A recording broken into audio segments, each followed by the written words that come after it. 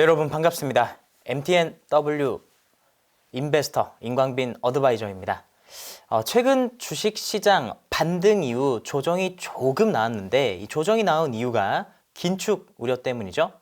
이 긴축이 1년 전부터 시작된 거 알고 계십니까?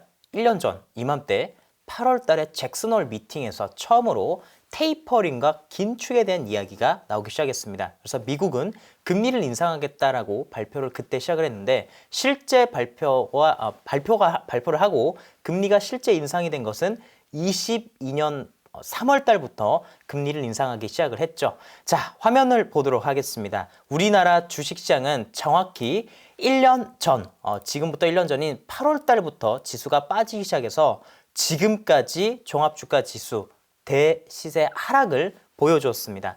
자, 우리가 주식을 하면서 이런 하락이 올 거라고 누가 생각을 했겠습니까? 그쵸? 자, 그러면 앞으로 여러분들은 어떻게 주식이 이어질 거라 생각을 하시나요? 최근에 뉴스들 보게 되면 지금의 이 반등은 사실 트릭성 반등이다라는 얘기들이 굉장히 많습니다. 그리고 앞으로 더 큰 하락이 올 것이다라는 이야기들이 많죠. 정말 그렇게 생각하십니까? 저는 조금 그 의견과는 반대되는 의견을 말씀을 드리고 싶습니다.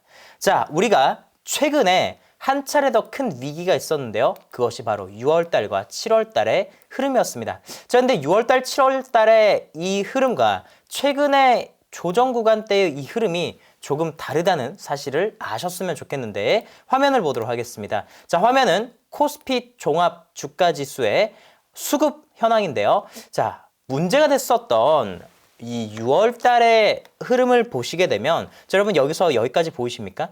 자, 외국인들이 어마어마하게 매일같이 주식을 팔았습니다. 가장 많이 팔 때는 뭐 9,300억, 뭐 적게는 한 1,000억대, 뭐 2,000억대 이렇게 팔았지만 그 수량이 작든 크든 매일 반복되면서 주시장이 하락을 했었죠. 자, 근데 최근의 흐름을 보시길 바라겠습니다. 8월 달에 들어와서 지수가 상승할 때도 외국인들이 매수를 해주고 있고요. 지수가 조정을 볼 때도 외국인들이 이탈하지 않고 매수를 해주고 있습니다. 이 말은 무슨 말일까요?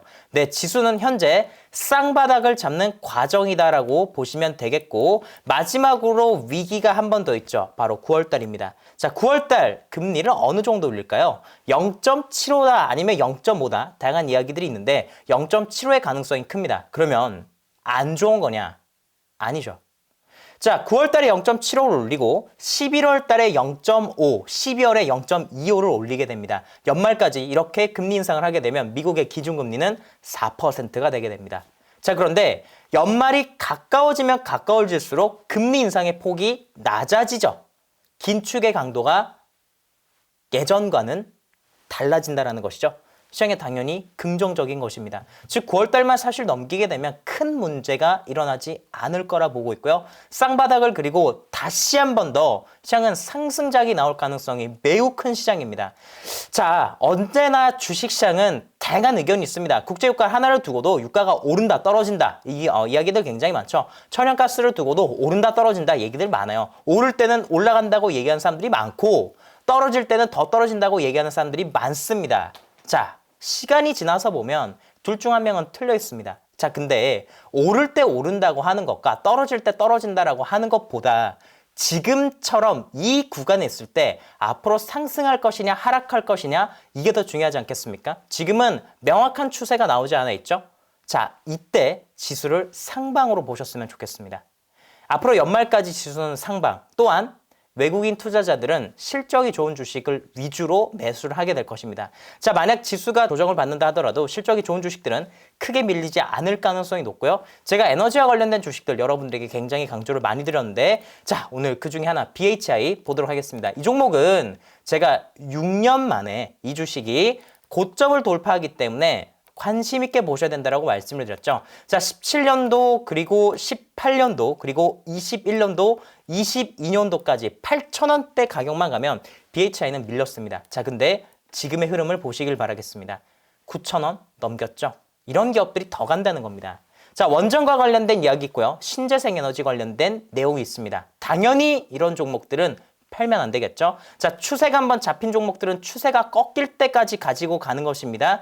자, 만약에 이 종목을 신규 여러분들 진입을 하시게 된다면 8,700원 정도를 손절 라인으로 잡으시길 바라겠습니다. 자, 주식이 떨어졌을 때 한 9,300원 정도 떨어지면 잡으시면 가장 좋을 것 같고요. 추가적으로 1,500원대까지 슈팅이 나오는지 지켜보면 좋을 것 같습니다. 자, 그 다음 여러분들에게 말씀드리고 싶은 종목은 CS 베어링입니다. 자, CS 베어링. 유상증자가 끝나고 무상증자가 끝나고 추세를 이어가는 모습이죠. 자, 이런 종목들은 중간중간에 변동성이 큽니다. 장중에 4% 빠질 때도 있고 5%씩 빠질 때도 있고 그러다가 다음날 7%씩 올라가면서 어느 날 보면은 주가가 올라가 있어요.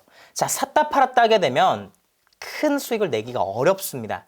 자, 이런 기업들 특히나 어떤 기업이냐? 풍력 기업들. 자, 유상증자를 진행했습니다. 왜 유상증자를 했을까요? 시설 투자를 위해서죠. 자, 시설 투자를 썼던 반도체 기업들 중에서 대덕전자가 있고, 자, 그리고 심텍이라는 기업이 있습니다. 자, 대덕전자와 심텍은 여러분들 20년도부터 시설 투자를 진행을 했고요. 그 이후에 실적이 뽑히면서 엄청난 상승이 나왔습니다. CS 베어링 또한 마찬가지죠. 지금 이 구간대에서 하필 유상증자를 통해서 그 조달된 자금을 가지고 시설 투자를 진행했습니다. 앞으로의 주가 방향성은 우상향이 나올 수밖에 없는 구조고요. 14,000원대 돌파하는지 확인을 하시면 좋을 것 같습니다. 오늘 여러분들에게 다시 말씀드리고 싶은 종목 중에 하나 바로 일진하이솔루스입니다. 제가 그동안 신재생에너지, 풍력과 태양광 기업들에 대해서 굉장히 강조를 많이 드렸었죠. 자, 그런데 그 종목들 중에서 많이 올라간 종목들 많습니다. 자, 근데 아직까지도 기회 있는 종목들이 있는데, 자, 또 시장은 언제나 종목들이 올라가게 되면 아직 덜 올라간 종목, 아직 거래가 덜 터진 종목들에 새롭게 관심을 가지게 되죠. 일진하이솔루스 화면 보도록 하겠습니다. 자, 여러분 여기 보시게 되면 이 종목은요. 언제부터 빠졌냐? 시작하자마자 계속 빠졌습니다. 수소 관련해서 이 수소 탱크를 만드는 기업이죠. 그래서 수소 산업과 관련해서 아주 큰 수혜를 입을 것이다라는 기대감 때문에 이 종목이 공모가가 34,000원인데 공모가의 100%를 초과하고 시작하자마자 상한가를 갔어요. 따상에 성공을 했죠. 그 이후부터 계속 빠졌습니다. 10만 원 갈 것이다라는 그런 의견도 굉장히 많았었는데 어쨌든 38,000원대까지 주가가 빠졌죠. 자, 처음입니다. 공모가 근처까지 와서 반등을 보였기 때문에 또한 인플레이션 감축법이 통과가 되고 신재생 에너지 쪽에 다시 관심을 보이기 때문에 우리는 이 구간대에서 일진하이솔루스 관심 있게 보셔야 된다고 말씀을 드리겠습니다. 자, 이 종목 매수하실 때 38,000원 부근 그리고 39,000원대까지 매수를 하셔도 괜찮습니다. 자, 1차 목표가 45,000원을 말씀을 드리겠고요. 자, 손절 가격은 34,000원을 말씀드리겠습니다. 자, 그런데 이런 종목들은 떨어질 때 오히려 더 크게 비중을 확대하셔도 좋을 것 같고 일진하이솔루스 5만 원대, 6만 원대 가지고 계신 분들도 계시죠. 이 종목 유망하다고 해서 많은 분들이 얘기를 했는데 저는 이 자리에서 처음 말씀을 드리는 것 같아요. 자, 만약 그런 분들이 계시다고 한다면 이 자리에서 추가 매수를 하셔도 괜찮다라고 말씀드리겠습니다. 여러분, 연말까지 시장은 좋은 흐름을 보여줄 것입니다. 물론 9월 달에 FOMC 회의를 앞두고 다양한 변동성을 보여줄 수 있습니다. 9월달 고용 동향 보고서 그리고 9월달에 8월달 소비자 물가지수 CPI 지수가 발표될 때 지수가 한 번 더 흔들릴 수는 있기 때문에 언제든지 추가 매수할 수 있거나 또 그 앞을 대비할 수 있는 현금도 일정 부분 마련해 주시길 바라겠습니다. 모든 분들 8월달 고생 정말 많으셨고요. 9월달에도 더 여러분들의 수익을 위해서 최선을 다하는 인베스터 임광빈이 되도록 노력하겠습니다.